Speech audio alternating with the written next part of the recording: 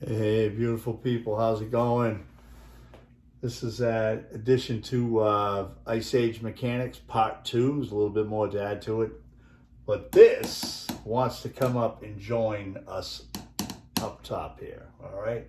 So the end of the Ice Age, or the beginning of the Ice Age, I should say, is it's the end anyways, but it's a double whammy. We get a global flood, crashes the conveyor belts, ocean conveyors, and then after that, we get an ice age, right? It's not looking good on Earth. It's going on. This particular last run with this technology, pyramid technology, goes back a million years, right? If you look back at 900,000 years, we're looking at like on average 100,000 year ice age, 4 trips of precession, and then interglacial period. So we're talking, pretty accurate within 1,000 or a couple hundred years here or there, but from splitting hairs at this level of time anyway. So the last say going back 500,000 years or 450,000 years, it's almost been like clockwork. 100,000 year ice age, 13,000 year interglacial period. The temperatures spike a little higher here and there in each interglacial period, but for the most part, it's real and it's coming to you. So what are we looking at? We're looking at pyramids, Earth, asteroid, comet, defense system. All right. So when asteroids hit the Earth, on top of, all the other horror that's going to be going on, we have external forces to contend with. We're talking about asteroids and comets, the Younger Dryas, things of that nature. So we're going to get into a little bit about what caused the Younger Dryas period, and that is not dust flying around in the sky. It's a crashing of the ocean conveyors because of the rupture of the transition zone, where this stuff comes up and wipes out the conveyors. Okay, so it takes 3,000 years for a conveyor system to kick in and get us into what we call as an interglacial period. But all right, I'm kind of confusing things. But anyways, pyramids protect the Earth from asteroids and comet hits by preventing geysers or fountains from the deep exhausting into the atmosphere that would crash Earth into a severe ice age or snowball Earth. The pyramids allowed the Younger Dryas event to happen and not a snowball Earth cataclysm when a comet or asteroid hits the Earth. The spike in temperatures before an ice age is the rupture of the transition zone, or the fountains of the deep discharging into the world's ocean. All right. Again, this is the transition zone, ruptures, comes up. It's coming up out of every nook and cranny into the world's ocean, but it also has, vents or what do you call it, aqueducts or, fissures or something that feed into these subterranean oceans that are underneath all the large pyramids on the planet. So it's huge, 4-country wide, millions of acres of, subterranean oceans that go into countries, China, Egypt, Sudan, Central South America, wherever these large pyramids are. So the advanced technology built these pyramids over these vent tubes, geysers, and fountains from the deep, whatever you want to call them, on land to stop this stuff from getting into the atmosphere. This going into the atmosphere is very bad. Okay? I'm not here to, embarrass geologists or any other researchers out there. I'm just putting out where my knowledge is taking me and what's going on. And I don't want to hurt your feelings or anything, because I love you. All right. Here we are at the pyramids. This is the technology. They left GP1 intact for us so we'd be able to put it back together again. Hey, what are these things doing? So it comes up through these freshwater oceans in the Sahara, up through the, first it starts up at the transition zone, breaks. When this transition zone ruptures, it goes up underneath the pyramids around the globe, while simultaneously it's bleeding out into the Earth's oceans. The pyramids are there to stop this stuff from going airbound. The pyramids don't stop the flood, they just stop the water from going airbound, and that causes snowball Earth, where everybody freezes, all right? The whole planet. We'll get into like different ice age graphics in a minute, but just trying to just keep that in mind. I don't know if I'm confusing people. Maybe the title of my book should have been Earth and the Geysers, or Earth and the Fountains from the Deep, but I put Earth and the Floods because they're tangible. They both work together. All right. But still shoot me the questions. Stay active. And anyways, the water comes up, goes through the descending passageway, the ascending passageway into the Grand Gallery, portcullis chamber, into the King's Chamber, and bleeds out the top. Where today they still have open ports on the shafts, the north and south shafts that are out there. This is instrumentation. These shafts are instrumentation to let the locals know, hey, the flood's coming. Get to higher ground, get on a boat, don't hang around here anymore. It's not safe, right? The flood has begun. Right now, because of the infinite wisdom of humanity, all the pyramids are wide open. So all you're gonna do is get this big, giant, plume of water, superheated water, just blowing straight out at everybody on the Giza Plateau in different places of the world. Actually, China still has their pyramids shut, so A+ for the Chinese, right? But Central South America, Egypt, they're not doing good. You're getting an F for having these pyramids open. All right, so here I am in Abu Ghraib doing my research on this latest technology. This is a giant, stone here. I believe this is tight. This is also like a valve that's sitting on an ancient geyser. This is the Pyramid of the Sun out in front of the Pyramid of the Sun. It's in the middle of a derelict part of the area of the country here, but nevertheless, I was out there, looking at things and checking stuff out. And this gives you a visual of these geysers that come up out of the oceans and through the surface of the ice or the grade of the planet, of the Earth, and through the crust. Just give you a visual. Here's a combination or a comparison to Europa, the other water world that's in our solar system, orbiting around Jupiter, and then you have the Earth. So just you can stop it and look at the comparison of water and size of everything. But it's a real deal. This is the Hollywood's rendition of the Fountains from the Deep coming up during Noah's flood with Russell Crowe. Did a great job in the movie. It's tough stuff, but he pulled it off. This guy's talented. And so these things are coming up on land. You can see a few people getting blown away, and that's basically what the pyramids are doing. Hollywood didn't get it right. The pyramids were stopping that water from coming up into the atmosphere. So maybe the next movie they'll get that straight. All right, so we have a trend here: the Holocene warming, Comin warming periods, and the Little Ice Age in Europe. We have Younger Dryas event. So I think it was like 19,000 years. What do you call it? The glacial maximum, and then around 13,000 years we get the spike here. We're starting to get into the starting to warm up. This isn't the big spike. The big spike goes way up at the end of a interglacial period. But this is the beginning of our interglacial period. It's working its way up, and then the theorizing was that Randall and Hancock theorized that there was a comet impact, and then it brought us back down to the Younger Dryas period, where it took another 3,000 years to get this conveyor belt up and running again, so we can go back into our now, current interglacial period. All right, so what the scientists out there believe, that I think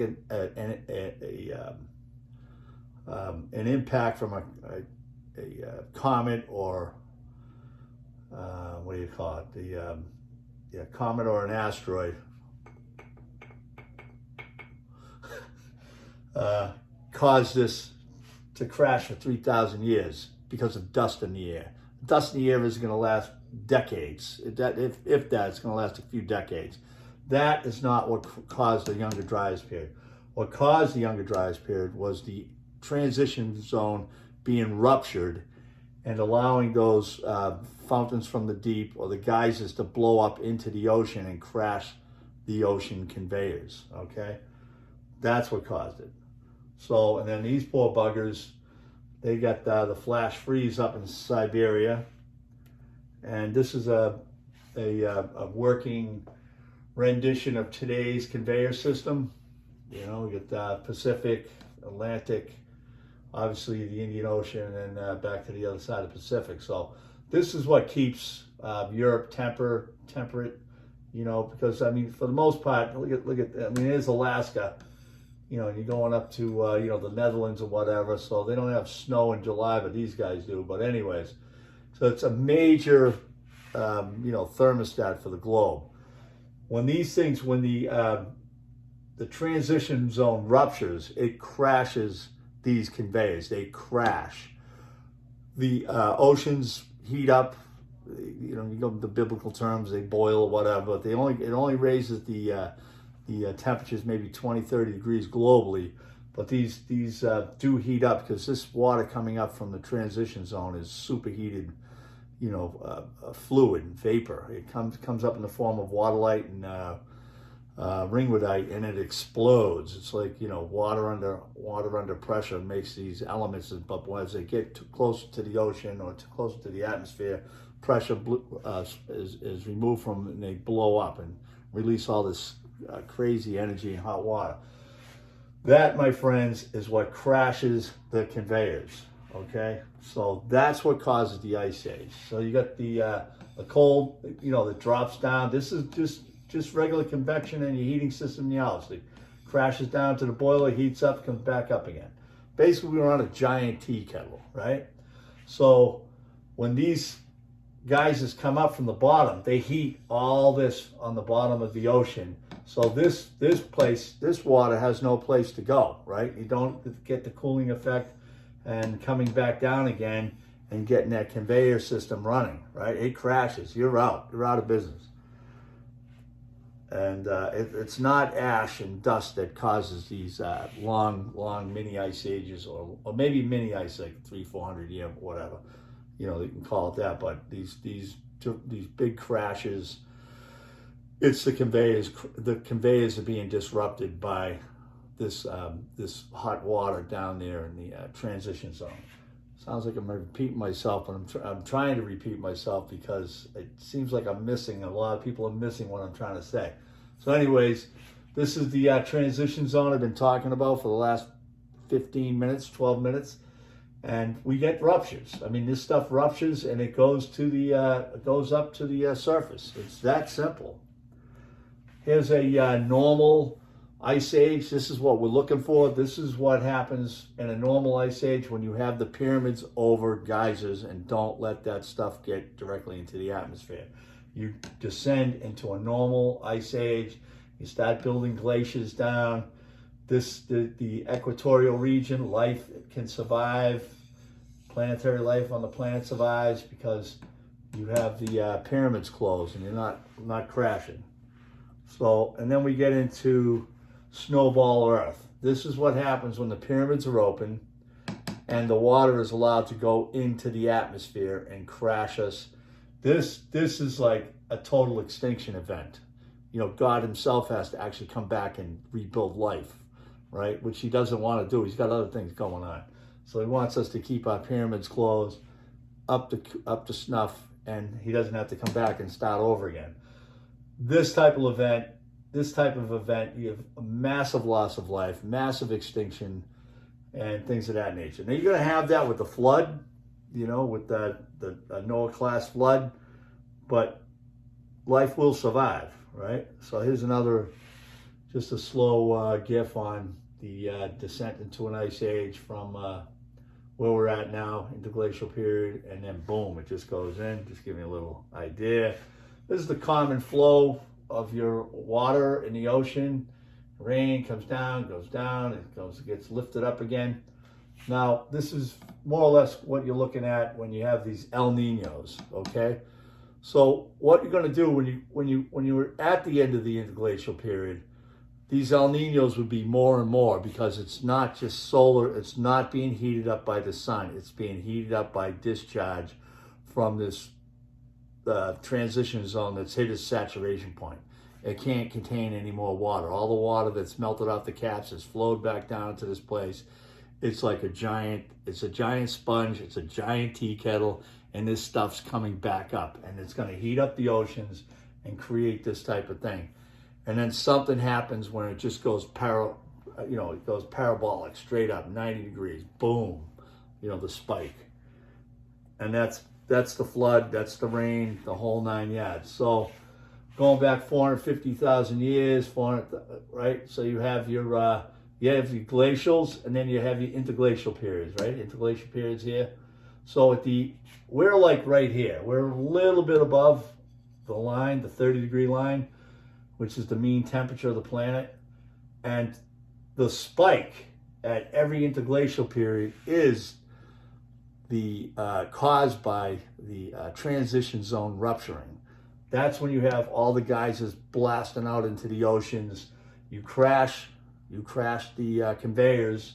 You'll have a warming period, very warm, huge flood, global flood, and then you'll have this extreme crash going down into the glacial period. So it's not like just up, down. Everyone's different depending on the this, that, or the other thing. External influences, a lot of other factors. But the bottom line is the overall trend is that where we're at right now is we're right here hanging on for dear life, and what happens is all of a sudden you get something that ruptures that transition zone, and then you get the flood. You get the 40 days and 40 nights of rain. You get 5 months of water rising, or 3 months of water rising, 5 months of water rising, and then finally it crests and it comes back down again. Now you can seek refuge on like mountains like Machu Picchu, the Himalayas, a bunch of other high mountains. Obviously the boat deal with Noah, he survived it. So I mean, there are pockets of humanity, life and plant and other things on the planet that will survive and regrow and produce. But for the most part, it's terrifying. It's like a couple of 100 years of this. This stuff takes hundreds of years. This huge spike in temperature, then a descent into an ice age. So talking 104,000 year ice age, 4 trips of precession, and then an interglacial period. All right, so wrap it up. Right, this is like clockwork. You're looking at this. Now, this goes back 1 million years. I don't have that trend up, but there's actually another ice sample that goes back, and it's similar to this.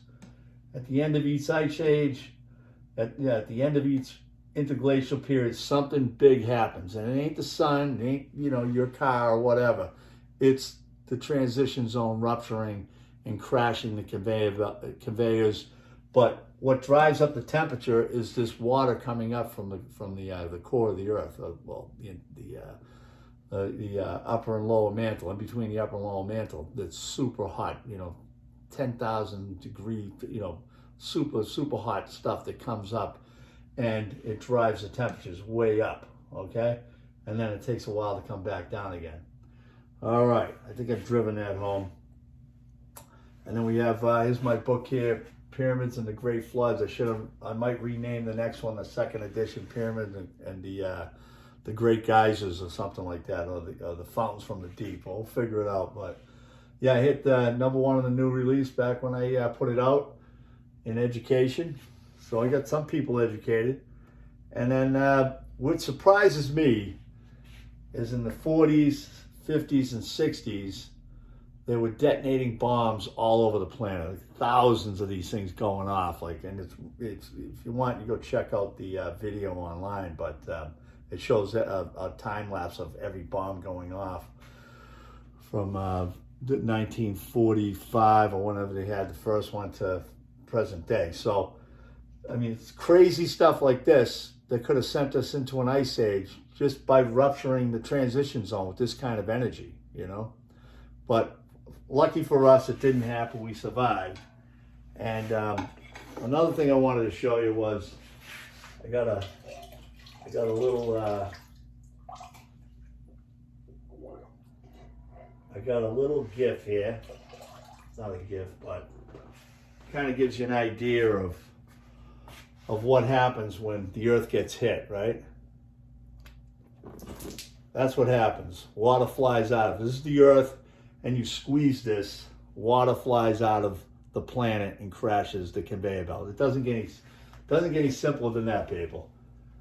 It's like that. It just squeezes. It squeezes it, it blows out, and then it goes through a quite a long process before the water comes down and goes back down into the transition zone, or when God splits the firmament. That's basically what's going on. The firmament becomes one. God takes his hand off it, becomes one. Boom, the water goes up, and then he puts his hand back on it, splits the firmament, the water goes back down again. So I'm going to do the mechanics on that also. But I just wanted to just drive home that these asteroid and comet hits do not cause an ice age, the 3,000, 3,500 year Younger Dryas period. What caused that was a disruption in the transition zone. All right, peace out, people. Hit me up with some likes, comments, and share this stuff, and buy a place on the mountain.